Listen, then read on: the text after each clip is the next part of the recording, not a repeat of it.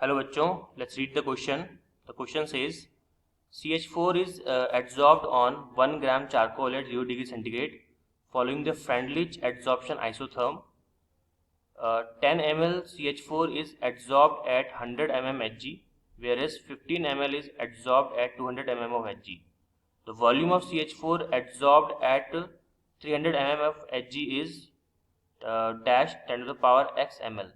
The value of x is 10 to the power -2. तो हमको बताया नियरेस्ट टीचर में आंसर क्या आएगा. तो option A, B, C, D में से हमको आंसर फाइंड आउट करना है. तो क्वेश्चन को सॉल्व करने से पहले लिख लेते हैं की कॉन्सेप्ट. तो इस क्वेश्चन के लिए जो हमारे पास में की कॉन्सेप्ट होगा, तो की concept will be Freundlich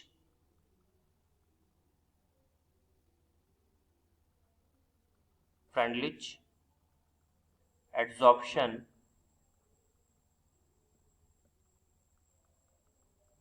isotherm. देखिए, आइसोथर्म का मतलब होता है कि टेम्परेचर यहाँ पे कांस्टेंट है, टेम्परेचर इज नॉट चेंजिंग. और एडसॉर्प्शन का मतलब आप समझते हो कि कोई जैसे मान लीजिए गैस के पार्टिकल्स हैं, वो किसी सॉलिड के सरफेस पे जमा हो रहे हैं. तो अगर गैस के पार्टिकल्स आपके किसी सॉलिड के सरफेस पे एक्यूमुलेट हो जाते हैं, this process called adsorption, right. और फ्रेंडलिच एडसॉर्प्शन आइसोथर्म को अपन जब इंडिकेट करते हैं, रिप्रेजेंट करते हैं, तो एक फॉर्मूला होता है, that is x upon m is equals to k into p की पावर 1/n. यहाँ पे x आप जानते हो क्या है, ये आपका है क्या बोलते हैं, अमाउंट ऑफ सॉल्यूट या फिर अमाउंट ऑफ सब्सटेंस जो कि एड्सॉर्ब हो रहा है. और m यहाँ पर है वेट ऑफ आपका एड्सॉर्ब, जो आपका सब्सटेंस है जिसके ऊपर गैसेस आपके एड्सॉर्ब होती है. k कांस्टेंट है और p आप जानते हो क्या होता है, प्रेशर होता है. ठीक है, तो इसको अपन इस फॉर्मूले से सॉल्व कर पाते हैं कि नहीं, चेक कर लेते हैं. अब यहाँ पे देखिए, जो जो बातें चीजें गिवन है वो पे मैं लिख लेते हैं. तो क्वेश्चन को अगर ध्यान से पढ़ेंगे तो कुछ चीजें हमको गिवन है इसके अंदर. तो पहले अपन गिवन डेटा लिखते हैं. तो गिवन अपन को क्या है, सबसे पहला वेट ऑफ चारकोल गिवन है. अगर हम वेट की बात करें तो वेट ऑफ चारकोल कितना गिवन है अपने को, दैट इज 1 ग्राम. ठीक है, और टेम्परेचर यहाँ पे फिक्स है. टेम्परेचर कितना दे रखा है आपको, 0 डिग्री सेंटीग्रेड. तो टेम्परेचर इज कांस्टेंट. और फ्रेंडली आइसोथर्म तभी वर्क करेगा जब टेम्परेचर कांस्टेंट होगा, है ना. और यहाँ पे प्रेशर डिफरेंट दिख रहा है आपको, डिफरेंट प्रेशर है, डिफरेंट वॉल्यूम है. तो यहाँ पे काम करते हैं हम लोग, अलग अलग प्रेशर पे जो भी आपको दे रखा है डेटा, उसकी अपन बात करते हैं. तो सबसे पहले केस के अंदर, जो अपन फर्स्ट केस की यहाँ बात कर रहे हैं, एट आपका 100 mm Hg प्रेशर की बात कर रहे हैं. तो 100 mm Hg पे अगर आप देखोगे तो यहाँ पर जो गैसेस आपकी, जितना गैस जो है एक्यूमुलेट हो रहा है चारकोल पे, दैट इज आपका 10 ml. और 10 ml अगर आप कर रहे हो तो कौन सा फॉर्मूला अपन यूज करेंगे, ये वाला फॉर्मूला यूज कर लेंगे. इसका मतलब यू कैन से दैट कि x की वैल्यू कितनी आ जाएगी आपकी 10 ml, और m की वैल्यू कितनी हो जाएगी 1 ग्राम. वो तो फिक्स है ही, वो हमेशा फिक्स ही रहेगा मास तो. ठीक है, और p की वैल्यू आपके सामने है ही, दैट इज 100 mm Hg. तो फॉर्मूला हमारा क्या बन जाएगा बताइए. तो फर्स्ट केस के अंदर फॉर्मूला हमारा बन जाएगा, that is 10 ml upon 1 gram is equals to k constant है ही, और प्रेशर 100 mm ऑफ Hg की पावर 1/n. ठीक है, इसको आप इक्वेशन 1 बना लीजिए. सेकंड केस देखते हैं. सेकंड केस में, केस 2 के अंदर, जिसमें प्रेशर कितना दे रखा है आपको, प्रेशर हम बात करेंगे 200 mm की, 200 mm Hg की. इसमें देखिए, इसमें मुझे आप बताइए कि x की वैल्यू कितनी दे रखी है आपको, कितना गैस एब्जॉर्ब हो रहा है 15 ml. तो 15 ml, और मास ऑफ चारकोल ये तो फिक्स है, दैट इज 1 ग्राम. तो बताइए फॉर्मूले में अपन जब उसको पुट करेंगे तो हमारा फॉर्मूला क्या बन जाने वाला है, हमारा फॉर्मूला बन जाएगा 15 ml upon 1 gram is equals to k 200 mm of Hg की पावर 1/n. इसको आप इक्वेशन 2 मान लीजिए. और तीसरा केस, थर्ड केस के अंदर अगर आप देखेंगे तो थर्ड केस आपका हो रहा है एट 300 यानी कि 300 mm ऑफ Hg. यहाँ पे मुझे बताइए x की वैल्यू कितनी है, कितना गैस एब्जॉर्ब हो रहा है, 10 to the power x. 10 to the power x ml, ठीक है। और m की वैल्यू आपको मालूम ही है, m की वैल्यू कितनी रखी है आपको, दैट इज 1 ग्राम, वो तो फिक्स रहेगा ही, चारकोल का मास तो फिक्स है 1 ग्राम। तो कुछ फॉर्मूला बनेगा इसमें, बिल्कुल इसमें फॉर्मूला बनेगा। कैसा फॉर्मूला बनेगा देखिए, that is 10 to the power x ml upon, ये आपका हो जाएगा 1 gram equals to k 300 mmHg की पावर 1/n। इक्वेशन बन गई आपकी 3। तो 3 इक्वेशन हमारी बन चुकी है और 3 इक्वेशन को अपन सॉल्व करेंगे। इक्वेशन हमारे पास में है 1, 2 और 3। सबसे पहले अपन क्या करेंगे, 2 को 1 से डिवाइड कर देंगे। देखिए केस 1 या फिर आपका जो फर्स्ट यहाँ पे सिनेरियो रहेगा, that is divide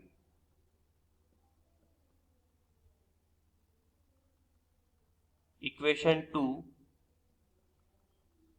with equation 1। पहला केस ये है। तो फर्स्ट केस के अंदर अपन क्या कर रहे हैं, डिवाइड कर रहे हैं। तो देखिए इक्वेशन 2 आपकी क्या थी, इक्वेशन 2 की अगर हम बात करें तो यहाँ पर आपका इक्वेशन 2 था, मैं उसको अलग पेन से लिखता हूँ, ये आपका था 15 ml अपॉन 1 ग्राम, ठीक है। ये हो जाएगा अपॉन में 10 ml upon 1 gram is equal to, इसको अपन रब कर देते हैं, डिवाइड का साइन अपन सीधा कर देते हैं इसको इस तरह से, हाँ जी। तो K 200 mm of Hg की पावर 1/n का whole upon K into 100 mm of Hg की पावर 1/n, ठीक है। अब बस क्या करना, हमको काटा पीटी करनी है। तो ml से ml कट गया, 1 ग्राम से 1 ग्राम पूरा गया, K से K कट गया, mmHg से mmHg कट गया। तो बचा क्या अपने पास में, अपने पास में बचा, देखिए अपने पास में क्या बचा, 15 upon 10 is equals to 200 divided by 100 की पावर 1/n, और 15/10 कितना होता है आपका 3/2। तो 3/2 इज इक्वल्स टू 2 की पावर 1/n। दोनों तरफ लॉग ले लो आप, दोनों तरफ लॉग लोगे तो कितना हो जाएगा, ये log 3/2 is equals to log 2 की पावर 1/n। इसको सॉल्व कर लीजिए। तो जब इसको आप सॉल्व करोगे तो कितना आएगा, ये आपका आ जाएगा, इसको अगर हम सॉल्व करें तो ये आ जाएगा आपका कितना, log 3/2 is equals to 1/n log 2, और यहाँ से 1/n की वैल्यू निकालोगे तो कितना आ जाएगा, ये आपका आ जाएगा log 3 minus log 2 upon log 2। Solve करेंगे तो 1/n की वैल्यू कितनी आ जाएगी आपकी, बताइए, दैट इज 0.585। ये आ गई जी 1/n की वैल्यू, ये काम आएगी अभी 0.585, ठीक है। अब पहला काम हमने क्या किया, हमने इक्वेशन 2 को 1 से डिवाइड किया। अब क्या करेंगे, इक्वेशन 3 को 1 से डिवाइड करेंगे। सेकंड केस है ये। तो सेकंड केस के अंदर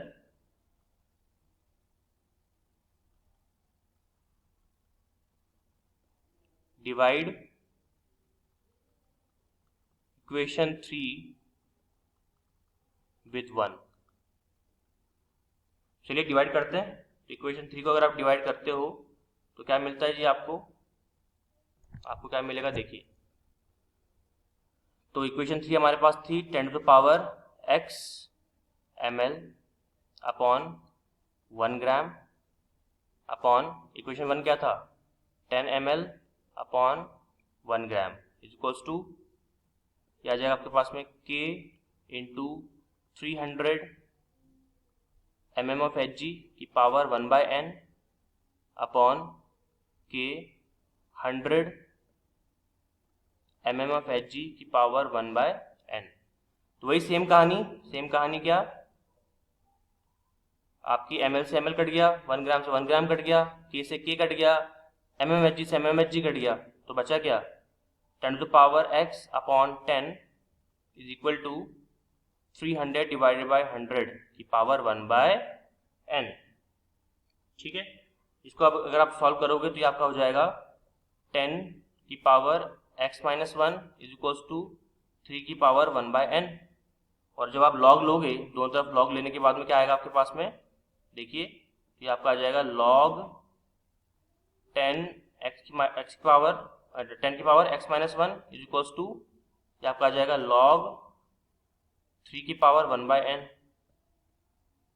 ठीक है, तो इसको अगर हम सॉल्व करेंगे तो सॉल्व करने के बाद हमको क्या मिलेगा, हमको मिलेगा x minus 1 is equals to 1 upon n log 3, और log 3 की वैल्यू आप जानते हो, 1 बाय n की वैल्यू आप भी जानते हो, कितनी आई थी, देखिए ये रही। तो ये हो जाएगा आपका 0.585 इंटू log 3 की वैल्यू कितनी होती है 0.477। कितना आंसर आएगा, इसको आप जैसे आप मल्टीप्लाई करोगे, मतलब जब इसको सॉल्व करोगे, तो मैं इसको अलग नेक्स्ट पेज पे करता हूँ, जस्ट अ मिनट। तो कितना आया था मेरे पास में आंसर इसका, मेरे पास में आया था x minus 1 is equals to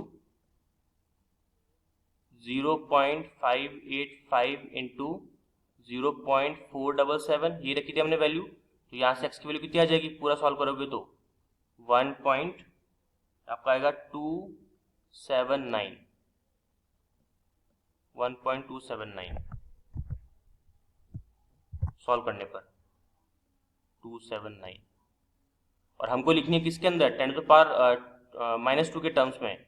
तो x की वैल्यू क्या हो जाएगी 127.9 into 10 to the power minus 2, और नियरेस्ट इंटीजर में लिखे तो 128 into 10 to the power minus 2, ये आ जाएगी जी हमारे पास वैल्यू। तो यहाँ पे x की वैल्यू यहाँ पे कितनी आ जाएगी आपकी, देखिए यहाँ पे जो वैल्यू आएगी x की वैल्यू दैट शुड बी 128। तो कौन सा ऑप्शन से मैच कर रहा है, ऑप्शन ए के साथ में। तो क्या ऑप्शन ए हमारा फाइनल आंसर है, बिल्कुल हमारा ऑप्शन ए यहाँ पे फाइनल आंसर होगा। Hope you understood it well, all the very best.